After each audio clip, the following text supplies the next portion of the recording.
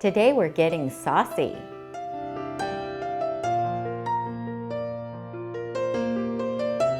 Hi everyone and welcome. I'm Tami, the creator of the blog and this YouTube channel called Nutmeg Notebook. And this is where I share with you all about a whole food, plant-based lifestyle.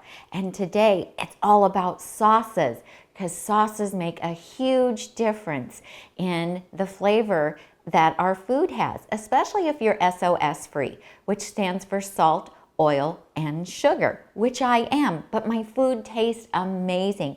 And a lot of it has to do with having the sauces. So why use sauces? Well, they do add a tremendous amount of flavor. They add an additional texture, and they also add a really nice visual appeal, which, you know, they say that we eat with our eyes first. So if our plate of food looks appealing at first glance, we immediately start to salivate and believe that it is going to taste good. So also you can transform just some plain leftovers into something that's really special and delicious that you will enjoy more than if you didn't have a sauce. Now these 4 sauces I was able to make in just over an hour. Of course, I made a larger quantity than what you see here, but I just wanted to give you a representation of what it is that I made. So this is a Chipotle nacho cheese sauce, and don't worry, I'm going to provide you with links to all the recipes. And the base of this is with potatoes and carrots and oats, and so there's no nuts, no oil, no sugar, and no salt in any of these. This is my Tami's Easy Red Salsa, and because it's winter time right now where I am, the fresh tomatoes aren't that great, so I just used canned tomatoes, and it turns out perfect every time. This is an amazing velvety smooth Alfredo sauce, you guys, with no nuts. The base of it is cauliflower, fresh garlic, herbs. It's absolutely amazing, and the texture is creamy. Then my classic marinara. You don't need to worry about trying to find a bottled sauce at the store that is healthy. So many of them, if they don't have oil, they've added sugar to make up for it, or all of them have some sodium in them. This one is made without, but it is absolutely delicious, and it can be frozen. In fact, you can freeze these. If the creamy ones separate a little bit upon thawing, just put them back in your high-speed blender and give them a quick whirl, and that will create all that creaminess and smoothness again. So then what do you do with this? I want to give you guys some ideas. And so the easiest way to do that, they say that a picture is worth 1,000 words. And so I'm going to show you pictures and talk about the different ways that you can incorporate sauces into your meals to make your whole food plant-based meals taste even better. So I love Mexican food, and so of course the Chipotle nacho cheese sauce and the salsa are heavily used at my house. So you can take something as simple as canned beans, some rice, any kind of starch that you like, and some frozen corn. You can heat that up and then top it off with some salsa and the Chipotle nacho cheese sauce. Now I like to double up and use both because you get a little bit different flavor from each, different color. It just makes it really pretty and it tastes amazing. So pretty much my method is to choose vegetables, some kind of starch, and then a sauce. It's really that easy. And from that, I mean, you have literally hundreds of options to choose from. Also, I love a Mexican chopped salad. So I take my salad, I chop it up, I have all the veggies in there that I love and adore, and then I like oat groats, I like to use those instead of brown rice, but you could use brown rice, you could use millet, you could use quinoa, and take that and mix that with either some kidney beans, pinto beans, or black beans, or sometimes a little of each if I have them open.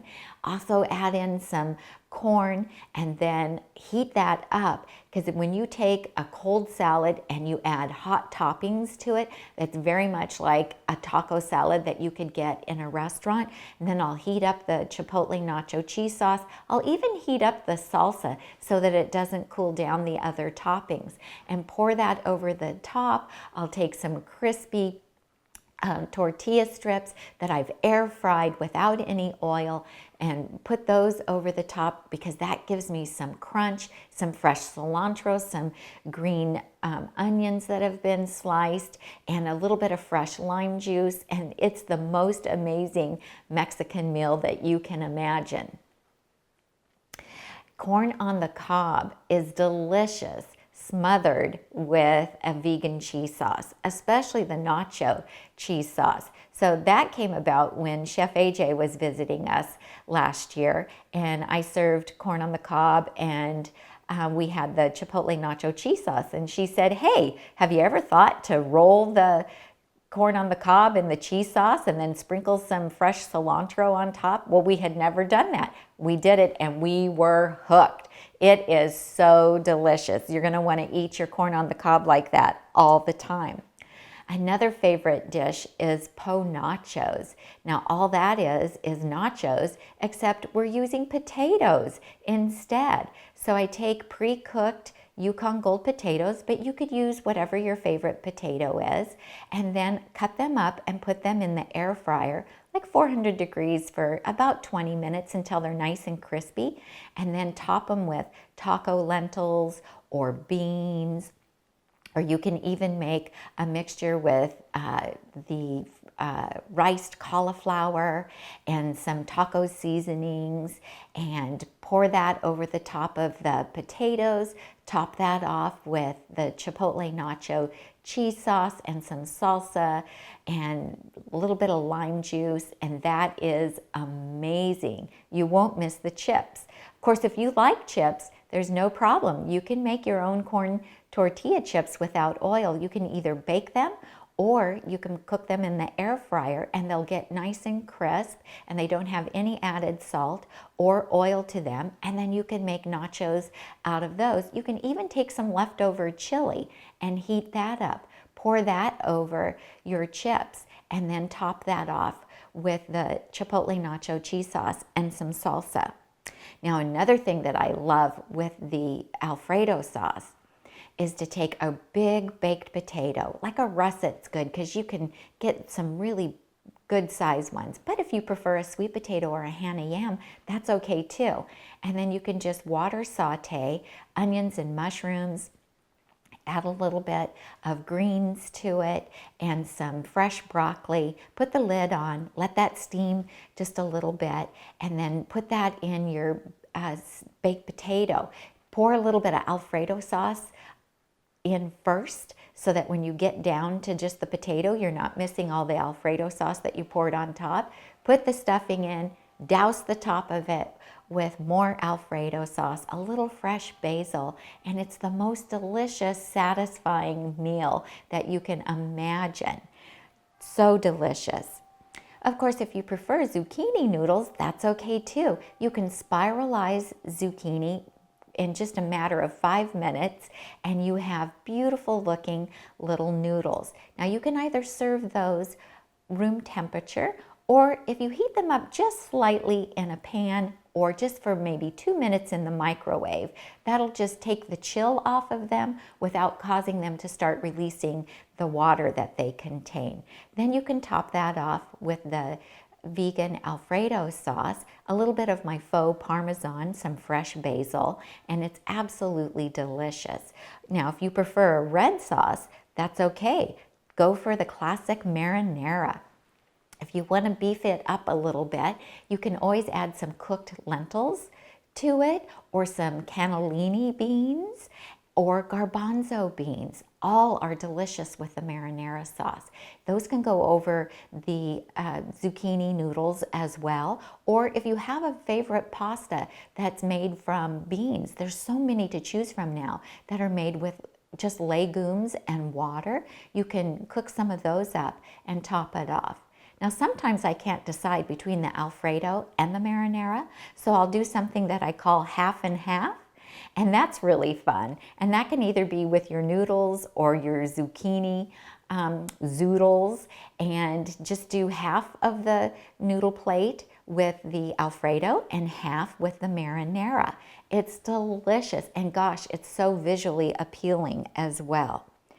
Another fun thing to do is to oven roast your favorite squash. Now that could be a whole zucchini, it could be butternut, it could be Hubbard, red curry, acorn, delicata, whatever you have.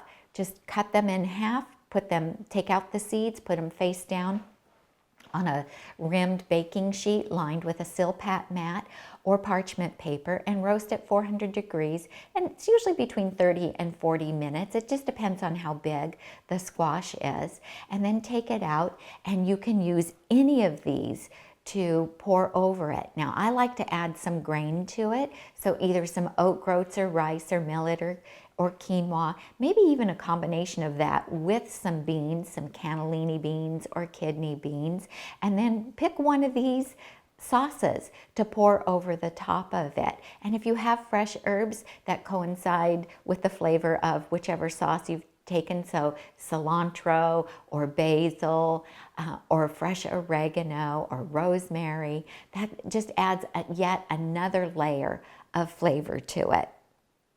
You can also just decide to make a refrigerator meal.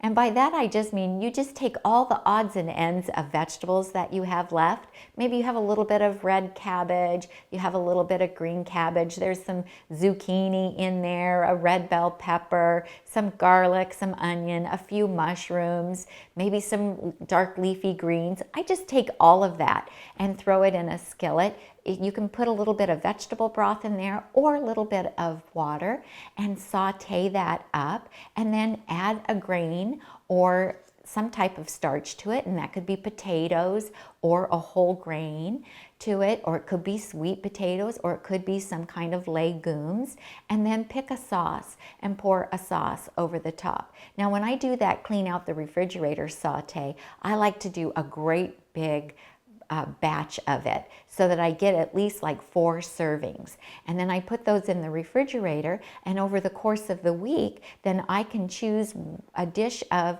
those sauteed vegetables, and then I can pick one of these sauces to pour over it. So I can have a different flavor each night that I choose to have that for dinner. The important thing is to remember to add some starch to it so that it'll be more filling and satisfying. So I hope that these ideas help get your creative juices flowing so you can see how easy it is to put together very satisfying but yet healthy and low calorie density meals without a lot of fuss. Now you don't have to do all 4 sauces every week. Maybe one week you do the nacho cheese sauce and the salsa. Maybe the next week you do, Alfredo. It's up to you. It all depends on what what's most appealing to you. But I just find that these add a tremendous amount of flavor. They're not a lot of work, and they don't add a lot of calories. So if you're in the weight loss mode, then these sauces are absolutely perfect to add some sauciness to your next meal. If you like this video, please give me a thumbs up. Be sure to visit my blog at nutmegnotebook.com and subscribe so that you'll get our newsletters when we send them out, and you'll also get notifications every time we post a new recipe.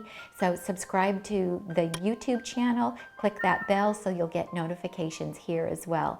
I'm Tami, and I help you get healthy and stay healthy, one meal at a time. Bye-bye. Today we're going to get saucy. Okay. Today it's all about the sauce. Today we're getting saucy. Saucy? Gosh, I've had to say it too much at this point. Today we're getting saucy.